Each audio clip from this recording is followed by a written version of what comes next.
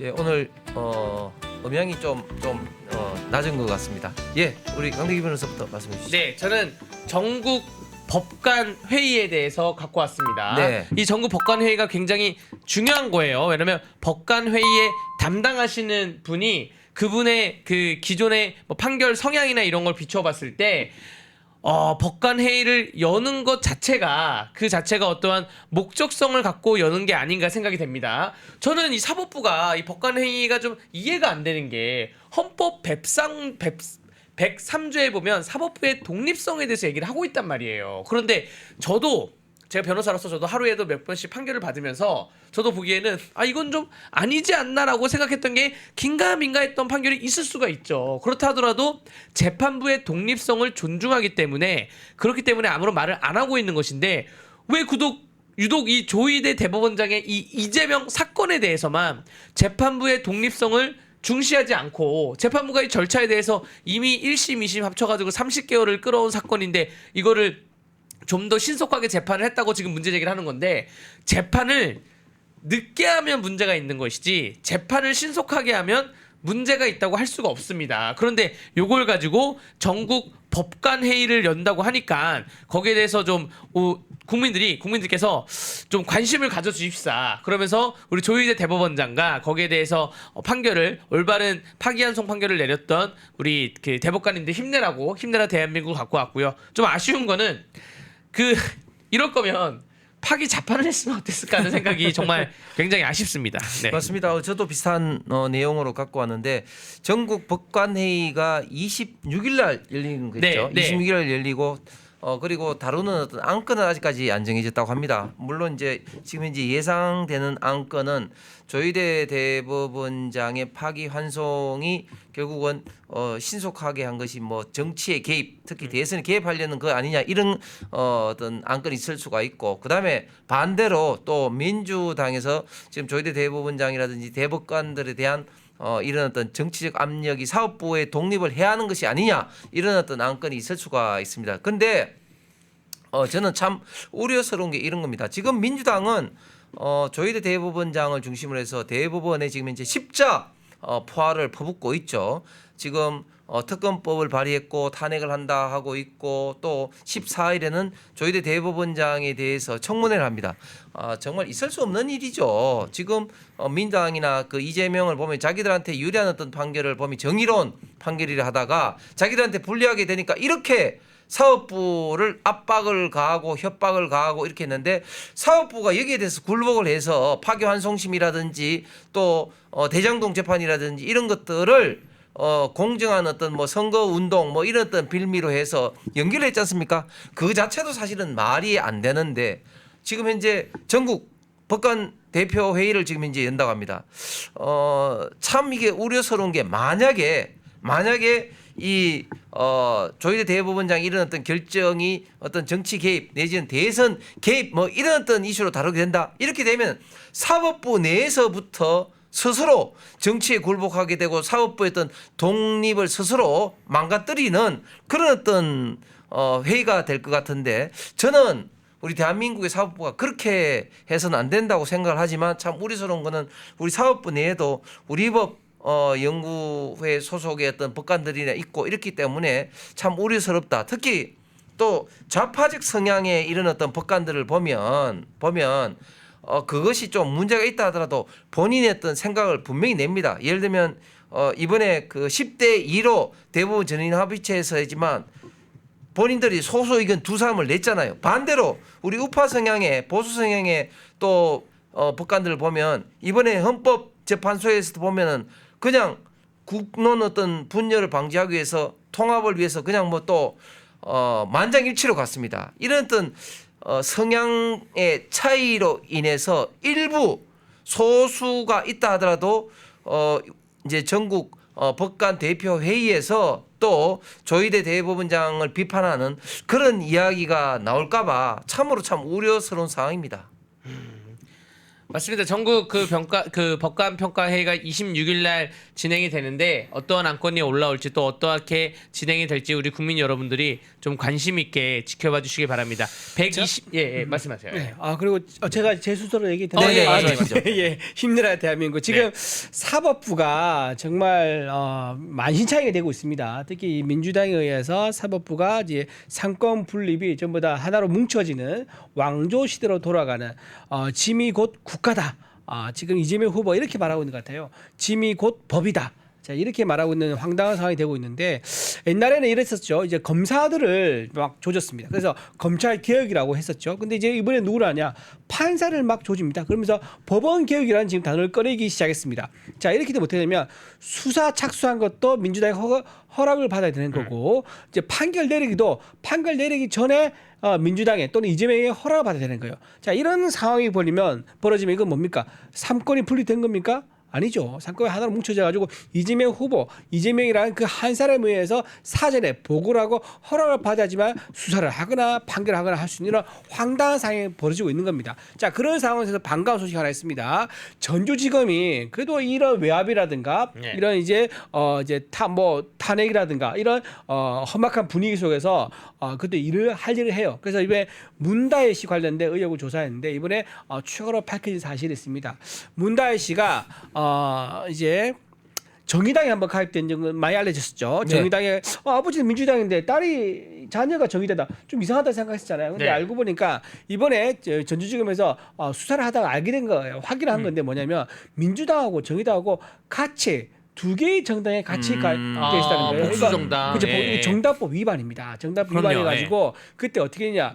문재인 정부 시절이었습니다. 그래서 청와대에 있는 행정관, 국정상황실에 있는 직원이 행정관이 찾아가서 문다혜 씨 찾아가지고 어떻게 한지 아세요? 이것도 웃긴 거야.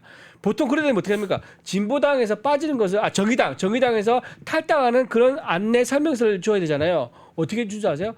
민주당 탈당하는 안내 설명서를 준 거야.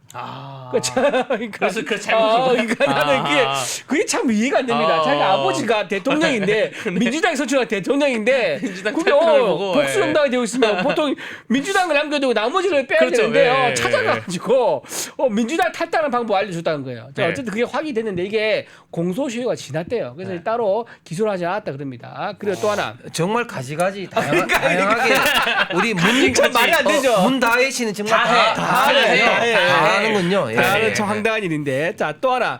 그 이제 문다혜 씨가 도대체 집이 얼마나 어려웠길래 부모님한테 이제 생활비 지원 받았느냐. 이제 이런 얘기가 그때 많이 나왔었잖아요. 그리고 실제로 이제 사위가 서창호 씨가 타 이스타제트에 취직을 하고 나니까는 부모가 주던 생활비 지원이 끊겼었다. 그렇게 말씀드렸잖아요. 그게 구체적인 상황이 나온 거예요. 그게 뭐냐? 원래 이제 사위가 이제 본인이 공부를 하려고 그랬답니다. 로스쿨 가려고 공부를 했는데 이게 잘 안 된 거예요. 실패를 하다 보니까 이게 경제적 문제가 생긴 거예요. 그래가지고 부부 사이 갈등이 생겼습니다. 그러자 청와대에서 문재인 전 대통령이 행정관한테 부탁을 한 거야. 야, 네가 아는 사람 중에서 뭐 있지 않냐 해가지고 그 사람의 부탁에 의해서 사위를 한번 미팅을 하고 나서 토리 게임즈에 취직을 시켜줬다는 거예요. 그런데 이제 본인이 그때 비밀로 했는가 봐요. 아마 대통령 사위라는 걸. 그러다 보니까 고액을 주지 못하고 그냥 평범하게 들어간 거예요. 그러니까 그 사람 받는 월급이 얼마였느냐? 세후 260만 원인 거예요. 세후 260만 원. 자, 서울에서 아이 하나 낳고 생활하는데 이 외벌이가 260만 원 생활이 가능합니까? 힘들죠. 매우 힘들긴 어렵죠. 하지. 예. 자, 이런 상황이 되니까 부부가 어떻게 문제가 생기느냐? 그때 당시에 나가던 문대의 가족의 생활비가 총 600만 원에 지출했답니다. 많이 모자라죠. 네. 그래서 부부 싸움을 해요. 부부 싸움이니까 그거를 보다 못한 이제 문대희 씨 엄마 김정숙 네. 씨죠. 김정숙 여사가 월 400을 보내준 거예요. 월 400을 꼬박꼬박 보내준 거예요. 그러다가 부럽다. 본인도 약간 이제 이제 돈 쓸 때가 많은가 봐. 네. 뭐 옷이나 뭐 보석이나 예. 이런 것 때문에 쓰려고 그 부족한지 모르겠는데 어쨌든 본인이 상황이 안 돼가지고 그걸 안 주기 시작한 거예요. 안 주기 시작했는데 그럼 어떻게 되냐?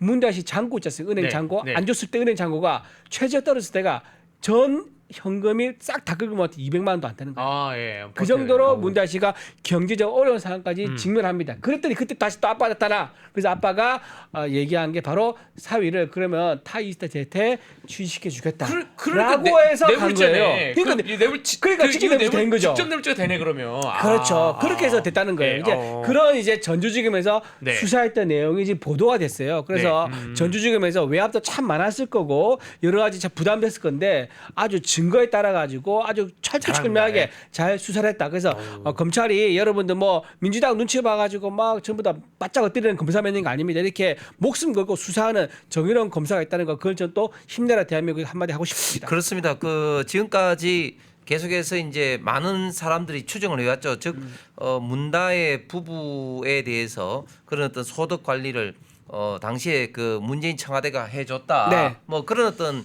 이야기가 많았었는데 이제 그런 것들이 이제 검찰 수사에 의해서 입증이 된 것이죠. 그렇죠. 그렇기 때문에 문재인 전 대통령에 대해서는 간접 삼자 뇌물이 아니라 직접 뇌물죄로 네. 그렇게 이제 검찰에서 이제 기소를 한 겁니다. 그리고 저는 조희대 대법원장이 진짜 힘내라 대한민국 코너에서 꼽아봤는데 아까 전에 말씀한 거하고 좀 연장선에 말씀을 드리면 그런데 지금 조희대 대법원장에 대해서 왜 이렇게 민주당이 못 살겠구나 이렇게 생각을 해보면 사실은 이재명이 설사 대통령이 되더라도 조희대 대법원장이 있으면 법원 인사를 못합니다. 결국은 대법원장이 법원 인사를 하지 않습니까? 예. 그렇죠. 그렇기 때문에 법원 인사를 못하기 때문에 소위 말해서 본인들이 마음에 들어하는 예를 들면 우리법연구회 소속의 뭐 법관들이라든지 이런 어떤 사람들을 더 요직에 중용시키고 해서 그렇게 해야 되는데 법관 인사권은 대법원장 조희대가 갖고 있으니까 조희대 대법원장을 지금 현재 이렇게 압박을 해서 사퇴하라고 압박하고 탄핵 그리고 공수처 고발해서 공수처가 지금 이제 수사를 배당했다 그리고 또 청문회를 통해서 또 창피를 이렇게 시키려고 그렇게 전방위적으로 지금 압박을 가하는 것이죠. 그렇기 때문에 조희대 대법원장은 정말 여기에 절대 굴해서는 안 된다. 안 됩니다. 그리고 주변에 있는 우리 사법부의 법관들도 조희대 대법원장에게 힘을 줘야 되지. 오히려 전국 이런 어떤 법관 대표회를 통해서 오히려 비판한다든지 그렇게 되면 사법부의 어떤 독립, 사법부의 권위를 스스로 무너뜨리게 되는 꼴입니다. 그리고 우리 국민의힘이나 우리 우파 보수 정치권에도 정말 우리 조희대 대법원장을 보호해야 돼요. 우리는 지금 현재 후보 단일화라든지 이런 어떤 이슈에 파묻혀가지고 조희대 대법원장에 대한 어떤 업무 사격을 못하고 있는 겁니다. 그래서 우리가 조희대 대법원장이 이런 어떤 민주당과 좌파의 이런 어떤 십자포화에 견디고 절대 뭐 사퇴라든지 이런 약한 마음을 가지지 않도록 더욱더 용기를 좀 줘야 될 이런 어떤 시기인 것 같습니다. 그러니까 정말 사법부가 최후의 보루입니다. 왜 사법부가 최후의 보루라면 3건 분립이 태동한 이후에 대법원장에 대해서 탄핵을 하던가 대법원장을 청문회를 하던가 대법원장을 끌어내리려고 했던 그러한 역사는 두테르테 그 필리핀에 두테르테 대통령하고 그 뭐 한 명 정도밖에 없다고 제가 들었거든요. 그러니까 이게 그 사법부는 절대 끌어내릴 수 없는 영역인 거예요. 왜냐하면 그 판단을 내리는 마지막 기구이기 때문에 국가가 존립할 수 있는 사회 정의를 확립할 수 있는 최후의 보루인데 그거를 내 입맛에 맞지 않는다 그래서 끌어내리려고 하는 이재명을 우리 펜앤마이크 시청자 여러분들이 반드시 막아주시길 바라겠습니다. 네. 저기 트라이님 가지고 자꾸 똑같은 걸 올린다고 누가 어느 분이 도배 좀 자제해 주세요 그러거든요. 예, 트라이님 자제 좀 부탁드릴게요. 네, 네. 어제 오늘 너무 기운이 안 나네요. 너무 힘이 안 납니다. 자, 지금 방금 들어온 속보가 있습니다. 네. 말씀드릴게요. 오늘 10시 반 아까 협상이 결렬됐었지 네, 않습니까? 양측이 돌아갔습니다. 네. 손영택 비서실장 전 그리고 김재원 전 의원이 돌아갔는데요. 다시 10시 반에 만나기로 했습니다. 네, 10시 반에 만나기로 했고요. 10시 반에 같은 장소 아까 이제 비대위 대책했던 그 장소 있거든요. 가장 구석에 있는 안쪽에 네. 그 큰 회의장인데 거기서 다시 실무진끼리 만나기로 했다고 합니다. 자, 제가 어제 뭐 다른 방송에도 계속 말씀드리지만 절대 단일화는 그냥 넘어갈 수가 없습니다. 그럼요. 왜냐하면 네. 이 단일화를 이런 식으로 어떤 식으로든 성립을 안 시키고 그냥 불성립이라든가 또는 일방적으로 가버리지 않습니까? 그러면 상대 단일화가 가지고 있는 지지율을 우리 흡수를 못합니다. 그게 가져와야지 단일화 성공하고 그 기세를 모아서 우리가 대선을 치를 수 있는 의미가 있는 거거든요. 그렇기 때문에 단일화는 절대 합의에 이를 수밖에 없다. 그런 구조다라는 것을 말씀드리고요. 지금 이제 실무진들이 각각 가서 각 후보한테 재가를 받았을 겁니다. 자, 여기에 대해서 네가 듣고 온 거 얼만큼 얘기하. 그러면 다시 가서 이 카드 꺼내라 하면서 각자 좀 더 진보된 업그레이드된 카드를 제시를 할 겁니다. 여기서 이양수 사무총장이 가르마를 타줄 거라고 좀 기대가 되고 제가 보기엔 이 두 번째가 상당한 진척이 있을 거고 제가 보기엔 네 번째 정도 가면은 최종 단일화에 나오지 않을까 그렇게 예측을 해봅니다. 제가 볼 때는 지금 가장 사실은 그동안 걸림돌이 이 단일화 시기였습니다. 그렇죠. 근데 지금 이제 시기는 계략적으로 지금 11일 등록 이전에 해야 된다고 이제 합의를 본 것 같아요. 네. 그다음에 이제 구체적으로 이제 여론조사를 어떻게 할 것이냐 이런 어떤 문제이기 때문에 저는 오늘 밤 안으로 뭐 내일 새벽이라도 협상 타결의 가능성이 굉장히 높아졌다. 높죠. 그렇게 보이고 그렇지 않다면 우리가 이재명한테 도저히 못 이긴다. 그리고 거기에 대해서는 모두가 책임이 있다는 이런 어떤 절박함이 있기 때문에 그리고 김문수 한덕수 지금 두 분 다 모두 진실성이 있기 때문에 진심이 있기 때문에 저는 두 분 후보의 어떤 진심이 결국 이 협상에도 적용될 거라고 그렇죠. 기대를 합니다. 원래 밥을 할 때 밥이요 이제 다 될 때는 압이 최고조가 될 때 그때 밥이 맛있게 잘 되는 거거든요. 그때 네. 미리 뚜껑 열면 안 돼. 그래서 지금 압이 꽉 찰 때까지 기다렸다가 다 익은 다음에 그때 뚜껑을 열면서 바람 빼면서 맛있게 밥을 먹을 수 있는 거거든요. 우리 댓글에 서윤님께서 밤을 새워서라도 단일화 하세요라고 그럼요, 하는데 그럼요. 정말 그 당의 캠프나 보좌진들이나 당 사무처 직원들은 밤을 새워서라도 어떠한 결실을 만들 겁니다. 우리 페네메크 시청자분들은 불금을 즐기시면서 즐거운 밤 푹 주무시기를 바라겠습니다. 네. 예, 우리 페네마이크 시청자 여러분 항상 우리 조국 대한민국이 자유민주주의, 법치주의 그리고 권력 분립을 기반으로 해서 발전을 미래에도 계속 할 수 있도록 많은 항상 힘을 주셔서 대단히 감사드립니다. 저희가 이 방송을 한 것도 결국은 우리 이런 어떤 대한민국 자유 대한민국이 좌파들에 의해서 정말 엉망이 되고 그리고 망치는 그런 어떤 것을 조금이라도 막는데 도움이 되고자 우리가 이 시간을 마련하고 계속해서 저희가 민주당의 이런 어떤 여러 가지 어떤 폐악에 대해서 그리고 여러 가지 어떤 이슈를 가지고 좀 싸우고 있습니다. 저희가 지금 후보 단일화를 이렇게 주장하는 이유는 이재명을 막는데 최소한의 어떤 요건이기 때문입니다. 우리가 특정 후보를 생각하는 게 절대 아니다. 그리고 우리가 후보 단일화를 이야기한다고 해서 곧 그게 후보 교체다. 이렇게 생각을 절대 안 하고 있습니다. 저희는 김문수 후보도 충분히 이길 가능성이 굉장히 많다. 그렇게 생각을 하는데 우리 시청자 여러분들께서도 지지하시는 후보도 계시지만 그러나 후보를 지지는 하되 그러나 그 사실에 좀 입각을 해서 상대방을 비판하고 그렇지 않은 좀 비판은 우리 당에 그리고 자유 어떤 이런 어떤 우파 보수 진영이 하등의 어떤 도움도 안 되고 오히려 지금 이재명에게만 어떤 도움이 되는 이재명에게만 웃음을 주는 그런 어떤 꼴이라는 것을 다시 한번 강조드리고 내일 이 시간에는 정말 내일 아침에는 단일화 됐다는 그렇죠. 그런 어떤 소식을 언론을 통해서 들었으면 좋겠습니다. 펜앤마이크에서 추천하는 영상도 보고 가세요.